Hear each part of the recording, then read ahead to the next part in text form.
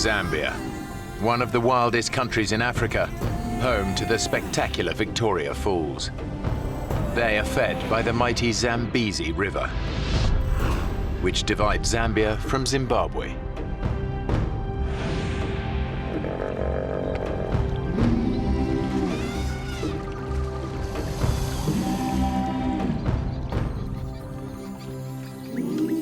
It's here on one of the river's most isolated stretches that two friends have planned a weekend fishing trip. Arthur Taylor and Alistair have known each other for over 25 years. Our kids have grown up together with Alistair. Basically, Alistair's part of the family. He's a very good guy in a crisis and a very good friend. We've known each other a while, We've spent a lot of time together. We go fishing a lot. Where do you want the fish, mate? Usual place. As experienced safari guides, they've lived and worked alongside the Zambezi for most of their lives.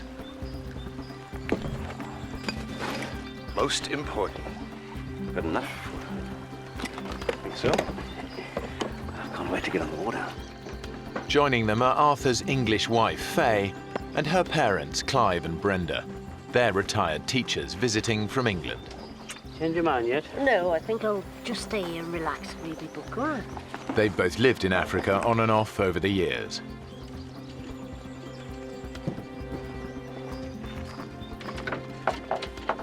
This is the last chance for all of them to go out on the river together. Tomorrow, Faye and Arthur have to pick up their two children from boarding school. But even though she spent a lot of time in the bush, Brenda isn't keen on the idea of going fishing. My mum was anxious because she doesn't really like going on the boat, and she would rather have just spent the day in camp. I'm not going to go if you don't go. If she doesn't come, the crocs will be safe. My mum is a pretty strong personality, and you certainly don't mess her around. You'll have to give me a hand in here. Because it was the last day of the holiday, she finally agreed to come with us. Okay, all aboard.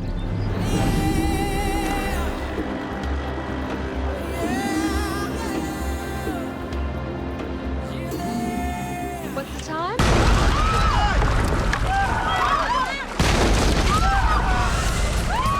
There was no warning.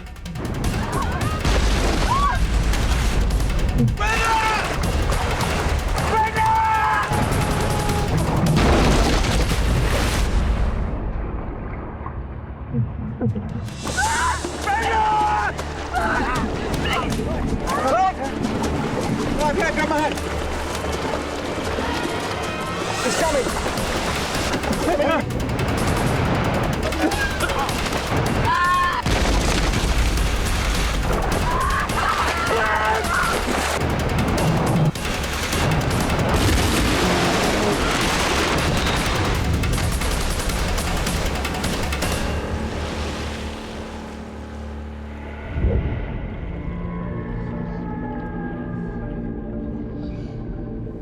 It was just this huge boom, and I was in the water. I think my subconscious was saying, this is it, this is the end.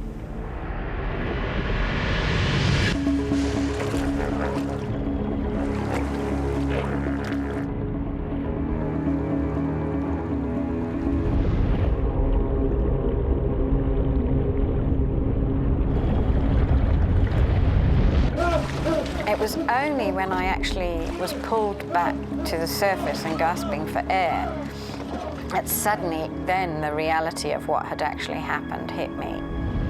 They've survived the hippo attack, but now they're in even greater peril. They've capsized in one of the most crocodile-infested rivers in the world.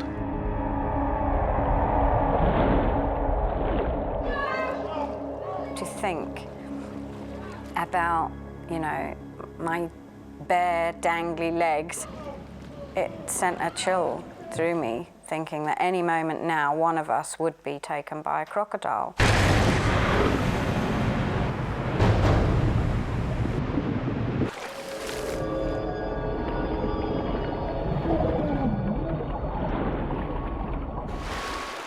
Clive Kelly has watched his wife Brenda sucked under the crocodile-infested river.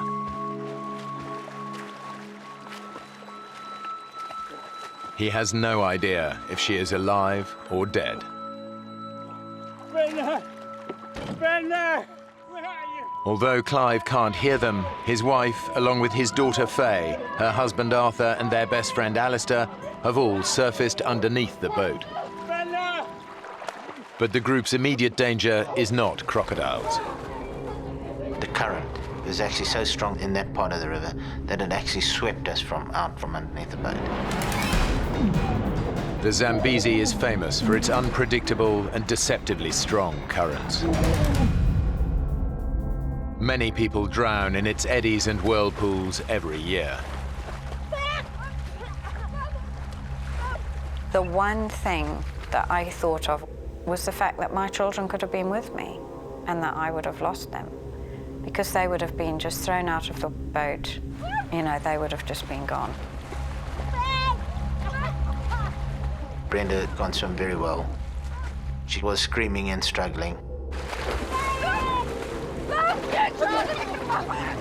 She obviously needed something to hold on to, and she had swallowed a lot of water and was gasping for air and kind of pushed onto me so that she could get her breath back.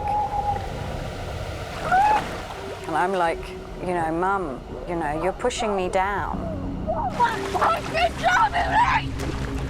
Oh, Brenda, I got you. I got you. It's just so strong, and we were being swept away. It was just incredible that Arthur was there when we needed him.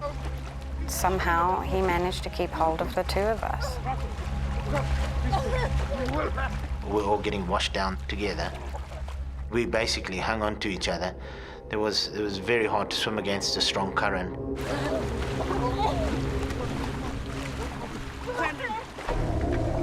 The boat has become snagged in the middle of the river. Just relax, Brenda, relax. Clive and Alistair are able to cling on to it while the current drags the others downstream.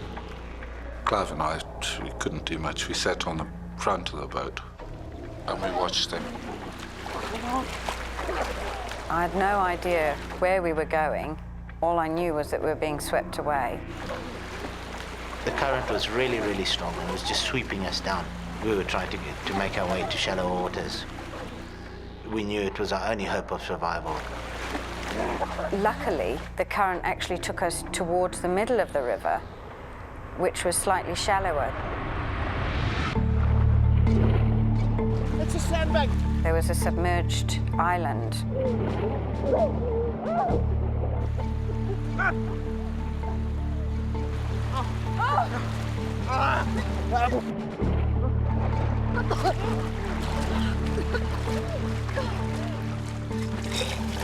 The first thing I did is start vomiting because I swallowed half a Zambezi.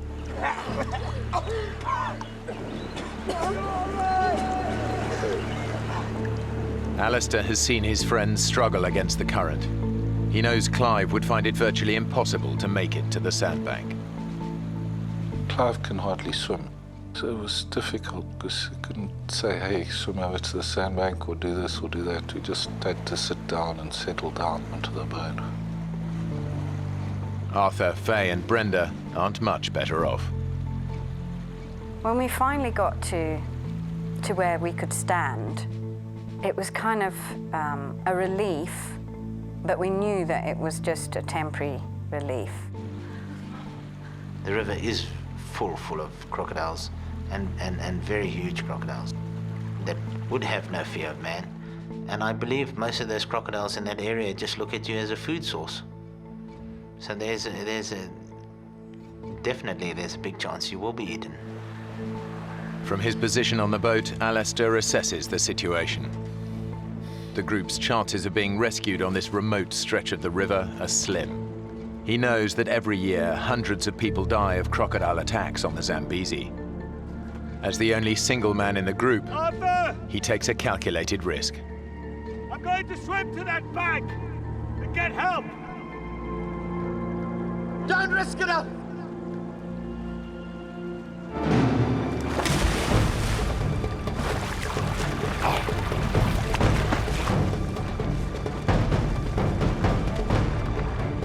He's crazy. It was quite fast water. I started swimming slowly, I was a bit scared that splashing around the crocs I'd attract crocodiles.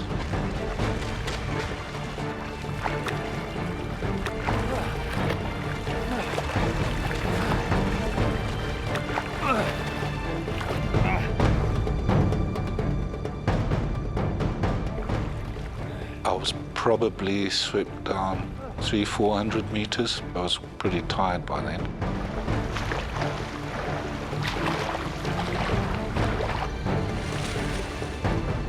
I saw a little inlet up ahead, so I paddled into the inlet.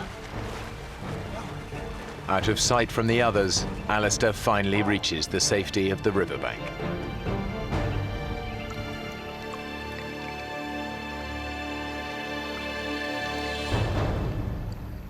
As my feet touched the ground, I looked up. About 10 yards away, there was this crocodile in the water just looking at me.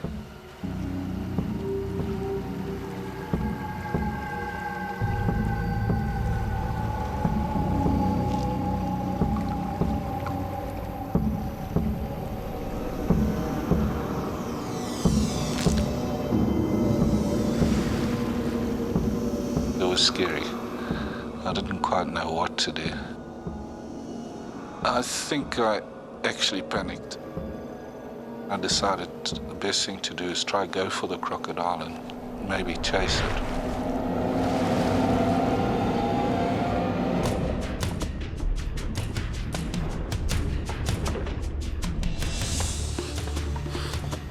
I went under the water just to try to see where the croc was.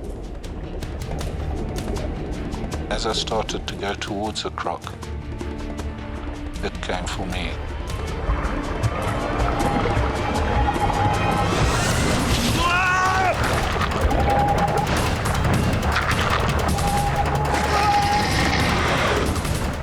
It was going for my legs, and I pushed it away with my left hand. Its teeth cut my left hand up a bit, and it disappeared.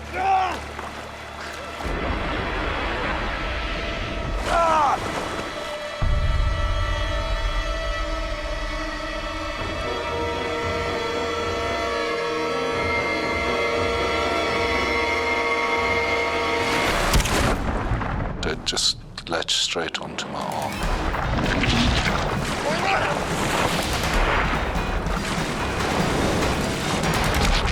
It was just trying to really tear my arm off.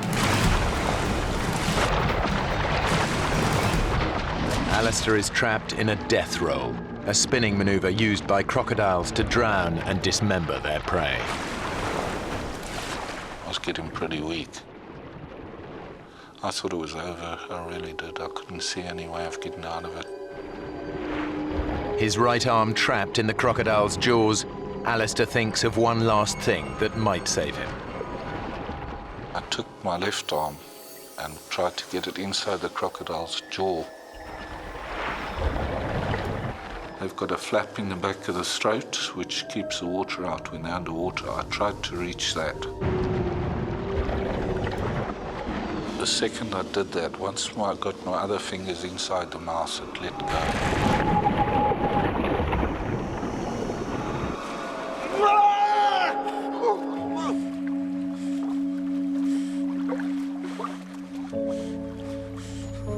The savage attack has broken Alistair's arm in 3 places.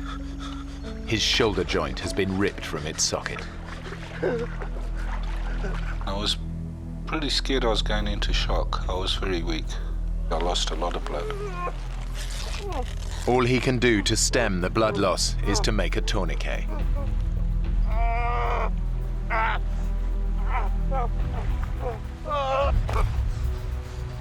Arthur, Faye and Brenda lost sight of Alistair soon after he was swept downriver. They have no idea that he has been attacked by a crocodile. I distinctly heard him shouting, "Oh my God, oh my God." And we just thought he was exhausted and was just kind of relieved that he'd got to the other side. been nailed by a croc! Oh, God.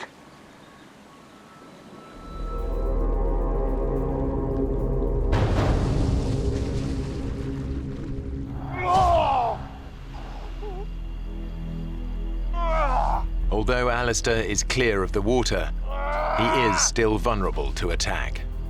I was worried about the croc coming back again. I wanted out of there as fast as I could.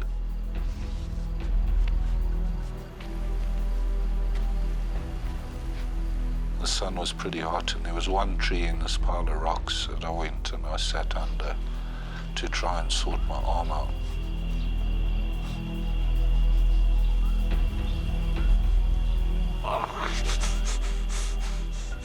Alistair's natural painkillers are beginning to wear off. He's feeling the full force of his injuries. The slightest movement is agony.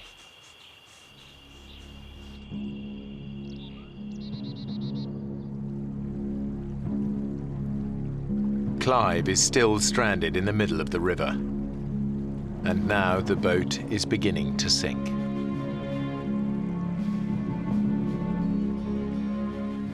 Can't stay there. He left us some to us. Dad! You're gonna have to come over to us. I know. My dad had no choice but to swim, because if the boat went down in the night, then he would just disappear. He wouldn't have stood a chance.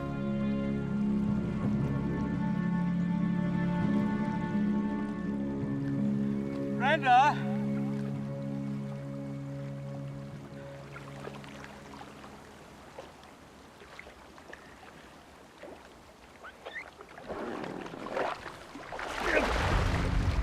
It was just such an awful experience to watch, and terrifying, not knowing at any moment when he was going to be taken by a crocodile.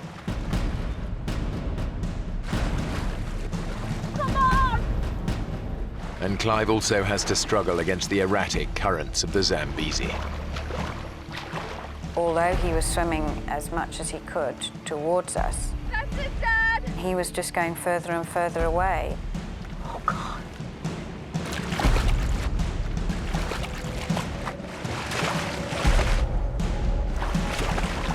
Come on, Clive. Yes! It seemed to take forever. Great. Keep at it.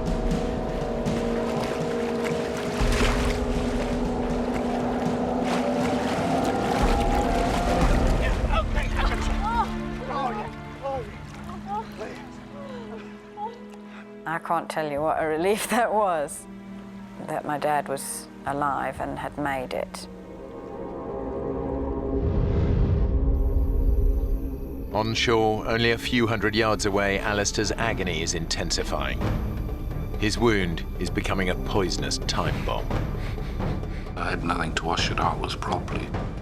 The arm was full of rubbish.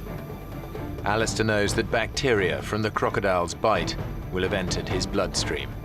Untreated, he could easily lose his arm to gangrene. Gangrene is pretty serious. A friend of mine, he got chewed by a lion. You know, he got to hospital within 8 hours, but he still lost his leg. Too weak to move. If the gangrene doesn't get Alistair, the predators might.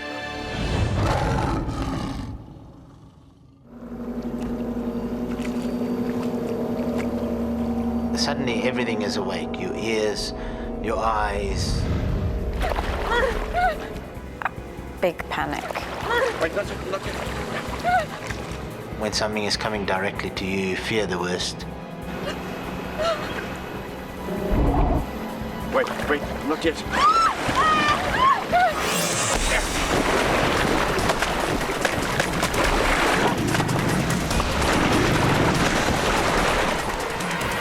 As we hit the water with the paddle, it veered off into the mainstream.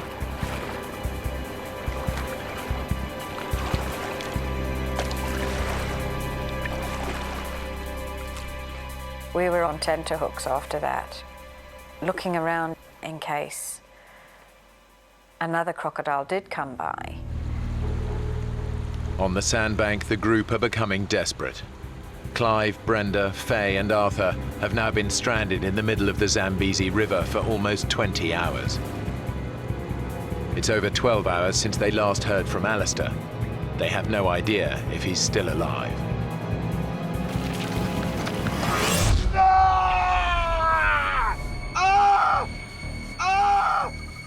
There was this pain, just like needles all over the place, especially on my arm.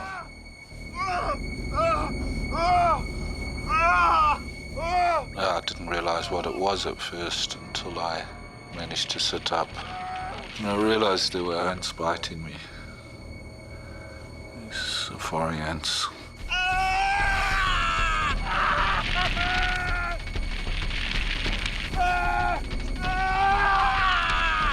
Safari ants are one of the most vicious insects in the world. They've been drawn to Alistair by the scent of his blood.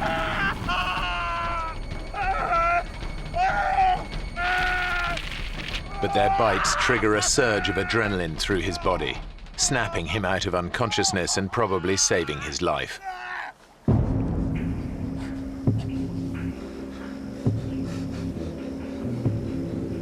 Alistair forces himself to move on. It was tough going. I couldn't stand up. I had to sort of bent over, using my left arm on my knee to try and keep support. Alistair realizes he's the only one who can find help for the others. But it's now 24 hours since the crocodile attack. He's lost a lot of blood. He's weak and disorientated.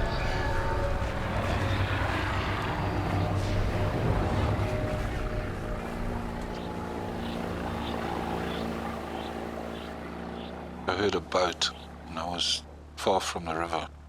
I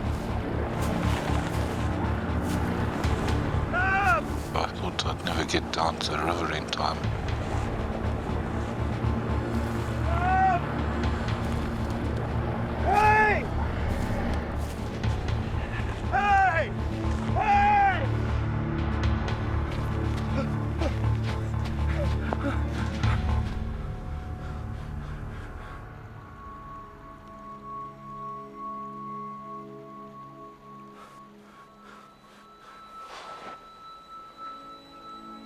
There must have been an aeroplane or something, because it definitely wasn't a boat. Despite the threat of crocodiles, Alistair loses consciousness. On the sandbank, the others are beginning to lose hope.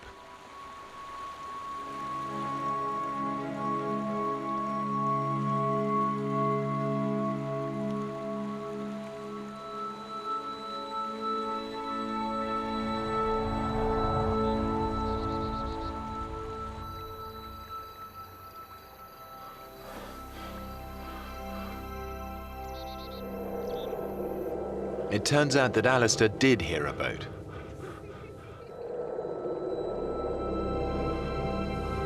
I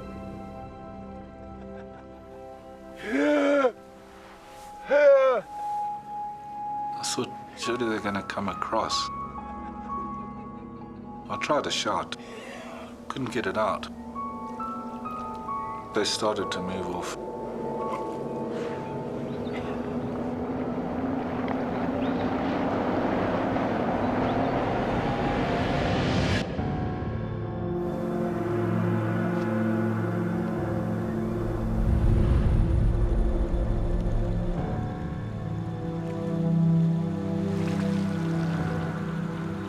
On the river, his friends can do nothing but await their fate.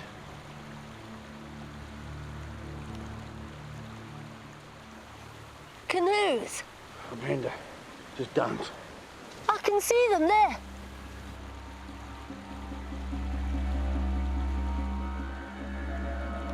There.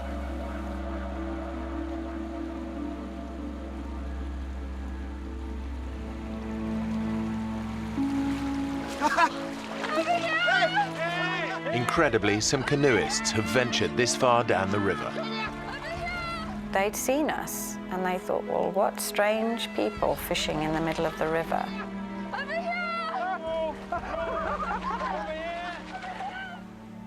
I can't tell you how that felt, really. I mean, it was just a sense of relief. We were going to be all right. It was also still worry for Alistair. We hadn't heard from Alistair for several hours.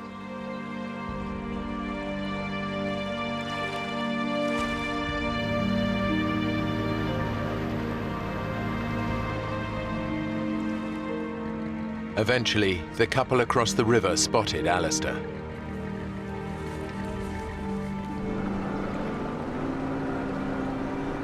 They took him to safety, where he was reunited with the others. Despite his terrible injuries, surgeons were able to save Alistair's arm.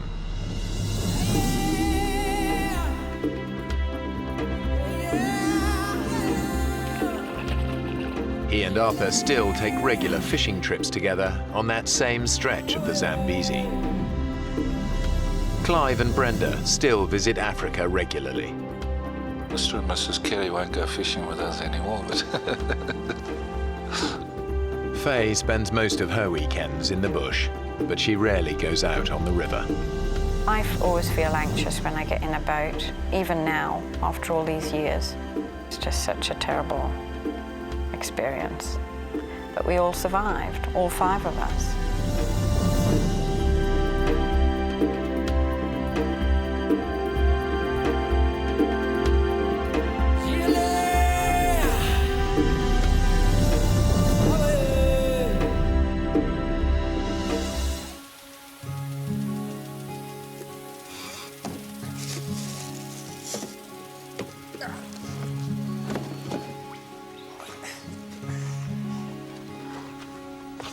Hey, sweetheart, you ready? Yeah.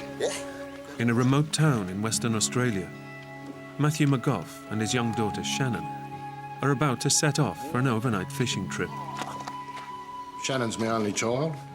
We had a really good relationship, really real friends as well as father and daughter. Got on along really well. We always used to laugh and play together a lot. For Shannon, trips away with her dad are always something to look forward to. We are off ski. Me and my dad were pretty close. We used to go away on weekends a lot. Mum, we're going. We'd go fishing, bushwalking, go camping and stuff, because that was the kind of thing he liked to do. Be safe. Matthew is recently separated from his wife, Irene. But she knows how much Matthew cares for Shannon, and she's more than happy to see them spend time together. Shannon loved camping, and so they used to quite regularly go on camping trips and nothing ever happened, so there was never any reason to worry. We're off, sweetheart.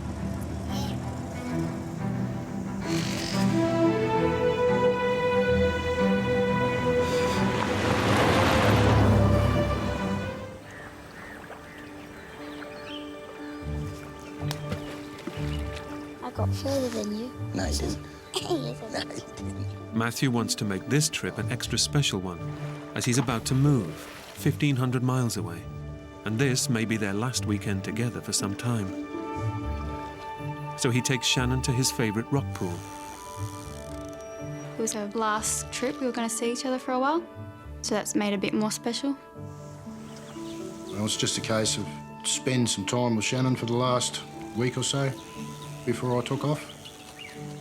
Have you caught anything, Dad? Nothing yet, sweetheart. Maybe later, eh?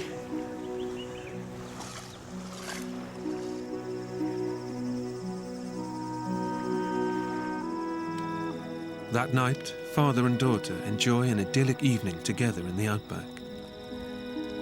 One of my favourite parts was probably laying under the stars and watching them, and Dad would point out things that he knew from his childhood. Yeah, just check out the stars and the moon and listen to all the nightlife coming out to play. Like a kind of a bonding thing, which was good.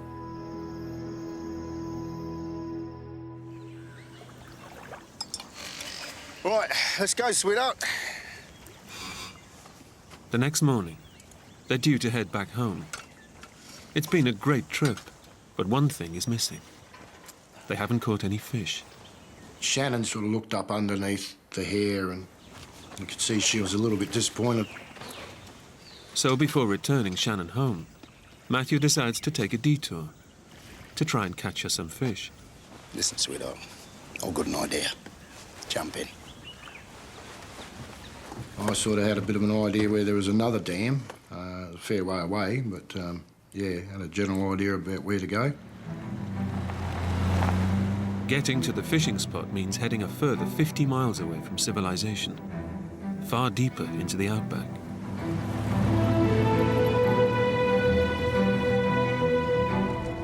We're just pretty much going through a bush track, not well defined on the ground or anything. It's just virtually a couple of wheel tracks going through the scrub. His 4x4 is a tough vehicle, but Matthew is driving in ever rougher terrain.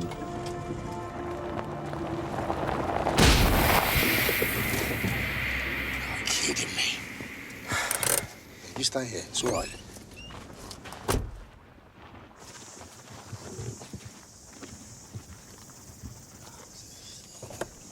What happened, Dad? It's a tyre. No problem.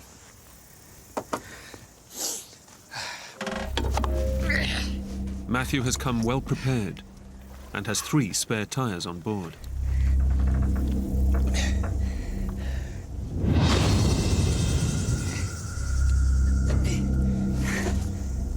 I wasn't in particularly good mood of changing a tyre at that time of the day. I was sweating, yeah, I was bloody soaked to the bone.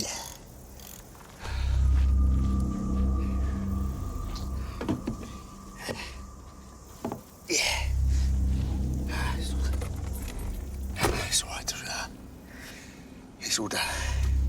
You all right? Yeah, that's good. Let's go. With the tyre fixed and 2 more spares in the back, Matthew is still confident he can find the fishing spot.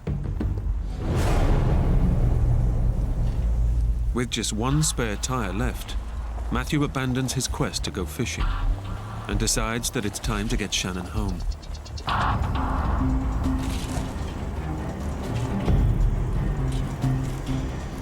I had 1 more spare tyre, but the way I was going through the tyres, I didn't think I had enough. Dad. Are we gonna be all right? Daddy again, home.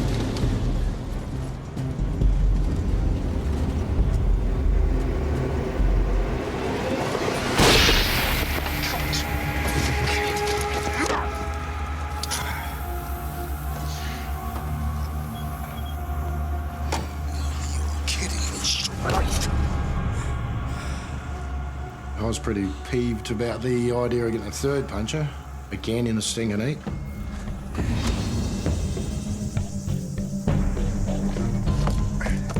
Matthew knows that the 4x4 is their only way out. But with no more spares, another puncture could be fatal. With hundreds of miles of scorching desert all around, there's no way they could ever walk out of here alive.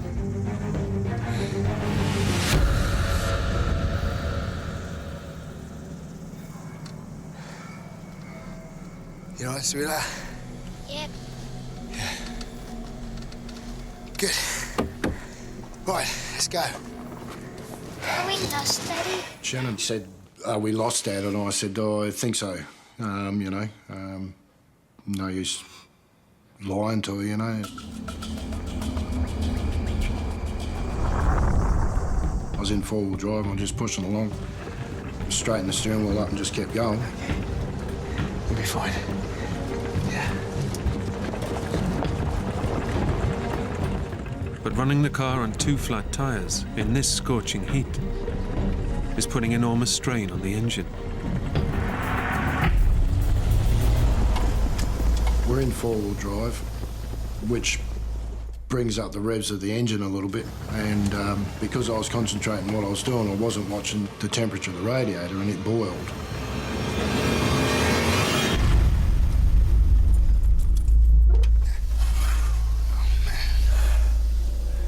Matthew now faces a huge dilemma.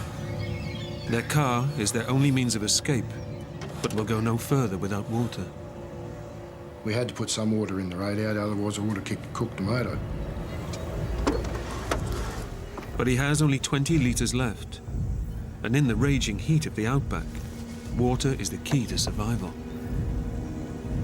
It's a huge risk, but Matthew is determined to get Shannon out of the desert and home safely.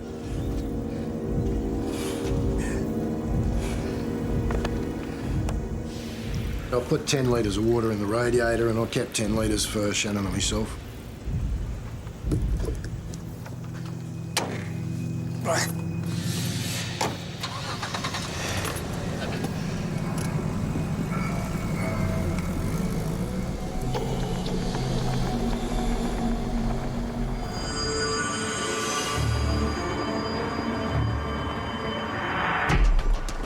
Whether it was an electrical fault or whether it was dry grass pushed up around underneath the hot exhaust system, I don't know, but I noticed smoke coming out from underneath the bonnet.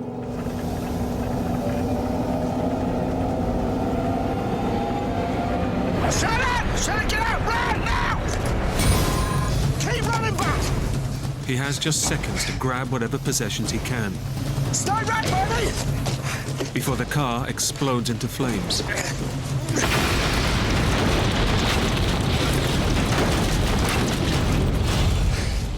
It's okay. It's okay. It's okay.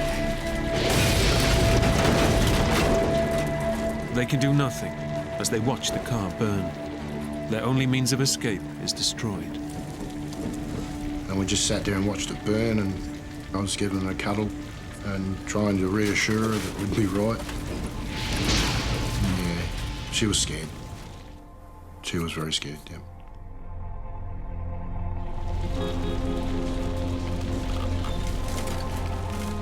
What started as an innocent fishing trip has turned to disaster.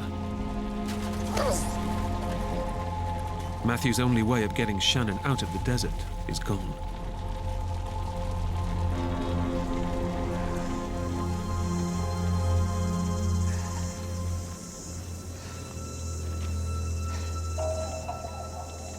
He just looked really worried, and I don't know, there was just a vibe about him. He wasn't his normal happy self, so I could tell something was wrong. What's wrong, Daddy?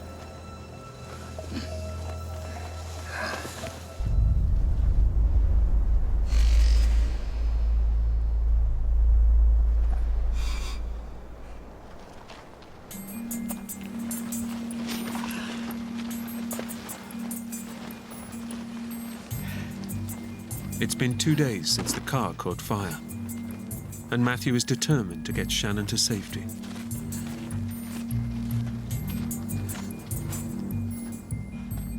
But stranded in the endless expanse of Outback, their situation is looking bleaker with every passing hour. Then, on the horizon, Matthew spots something. It's an old radio tower, a possible lifeline. And I thought maybe I could get up there and get some mobile phone reception, you know, get up high, get a signal. He knows the best chance of them being rescued is to stay put. The golden rule in the Outback is don't leave your vehicle. If somebody is in the area and can find you, they'll come to that vehicle. But he also knows that they're now so far from their original fishing spot that any search party could take days to find them. The golden rule goes out of the window when you don't think there's any possible chance of anybody finding you where you are. Sweetheart, we're gonna get going. With precious little water left, Matthew is not prepared to sit and wait and risk watching his daughter die. I had to sort of think about how to get us out of there, so... To the water? It seemed the right thing to do, to head for that hill. Oh, man. Oh, man.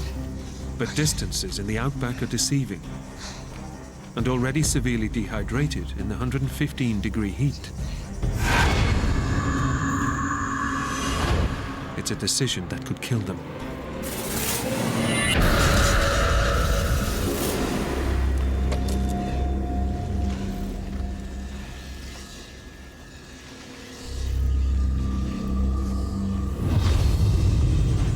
The hill didn't seem that far away, but because it was so hot, we had to stop heaps and heaps of times.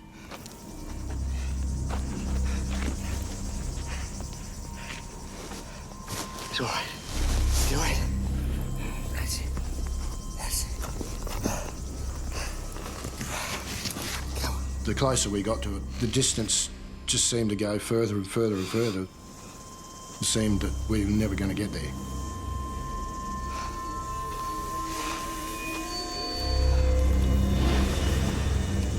A lot of sweating, a lot of reassuring Shannon we'd be right. So, it's pretty harsh.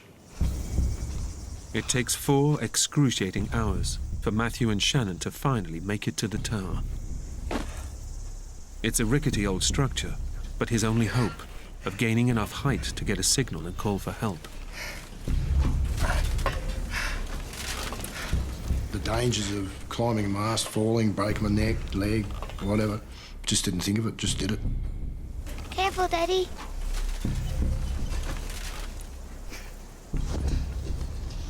I had to get the highest point that I could to see if I could get signal from a mobile phone.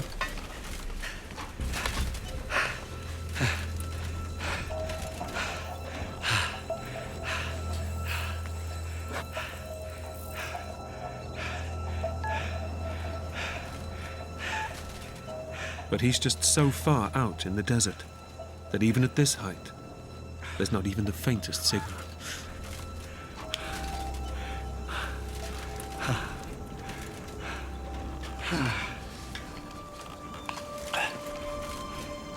So I stuck it back in my pocket and climbed back down the mast. Disappointed. Surely that would attract somebody's attention. In the arid outback, the desert scrub is like a tinderbox. Well, the fire caught a lot quicker than what I thought it would. Suddenly, the wind changes direction, and the acrid smoke billows over them. Get down. Get down. Wrapped my arm around her and pulled her head in towards my chest because the smoke was so thick. We were choking on it.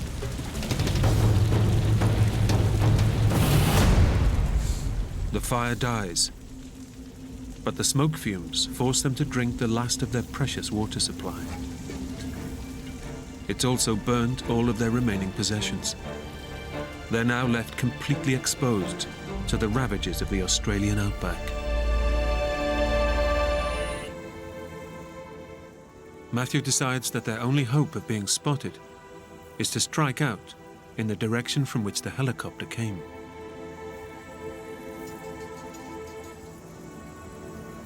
The reason I thought of going down towards the open ground, people that have more of a chance to see us.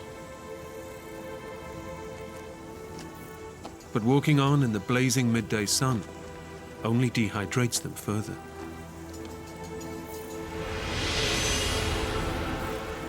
The heat, flies, mosquitoes at night, dust. No sleep for 3 days and nights. I was stuffed. No other way of putting it. I was absolutely knackered. Shannon can take little more.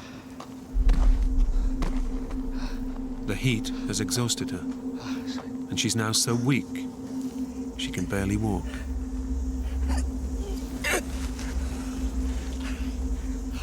I wished that I had the energy to be able to pick her up and carry her, but I didn't have that.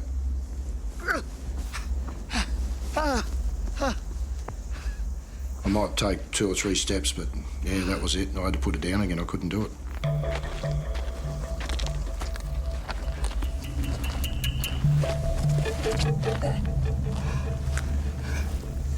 That's probably a very, very hard thing for a dad to, or for any person, I'd say, to be able to understand that you can't pick your own girl up, you can't pick your own child up and carry her.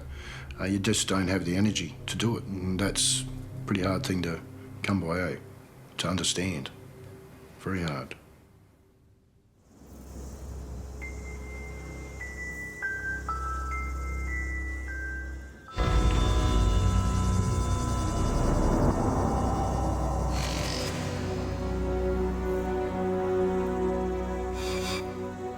All rescue efforts have failed to find Matthew and Shannon McGough, and they've gone 2 days without water in the ferocious heat. Extreme dehydration is causing Shannon's organs to shut down. She and her dad are both close to death. I doubt very much whether we would have survived an 8th day. Pretty bloody sure of it, actually.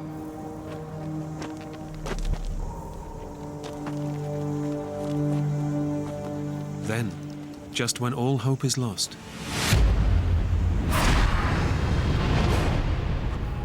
they come across a track. It's where the car must have driven past them the night before. I was not going to leave the track. We're following it in the hope that this vehicle would come back or another vehicle had come through.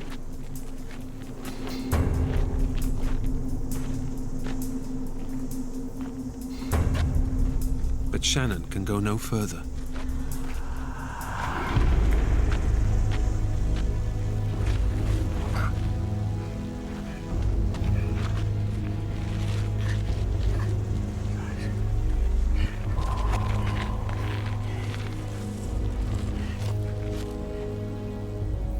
Shannon wasn't saying much at all. Yeah, very, very quiet. I'd speak to her and she'd just shake her head or nod her head up and down, but she wouldn't speak, so disheartening. Exposed to the scorching desert sun, Matthew needs to protect his dying child from the unbearable heat. It was boiling. The heat had risen big time. It was hotter than the last few days. And I knew that I needed to get Shannon into the shade. So I dug a hole in the ground so that I could put Shannon in it and then cover her back over. And that would keep her a bit cooler than sitting out in the open.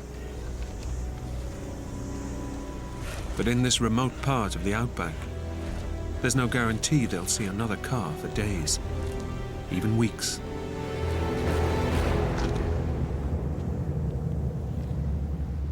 Matthew knows he may have just dug his daughter's grave.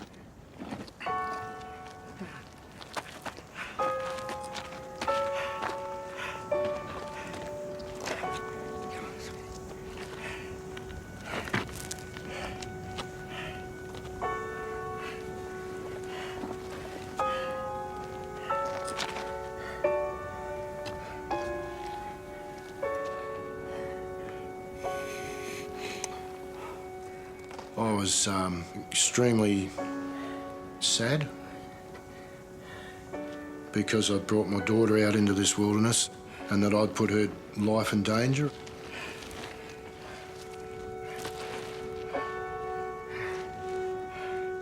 After 8 days, battling to keep himself and his daughter alive, Matthew finally gives up.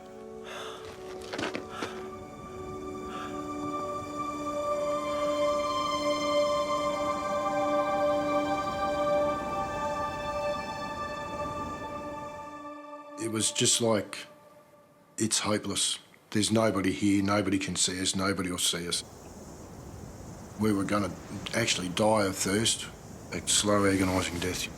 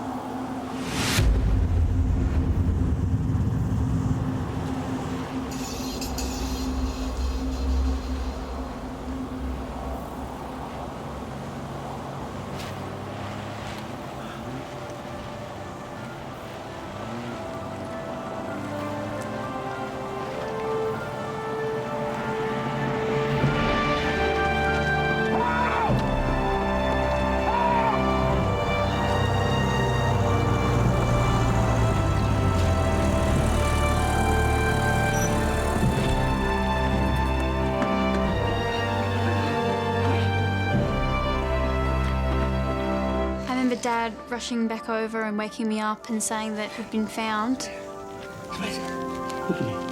After 8 days in the outback, their ordeal is finally over.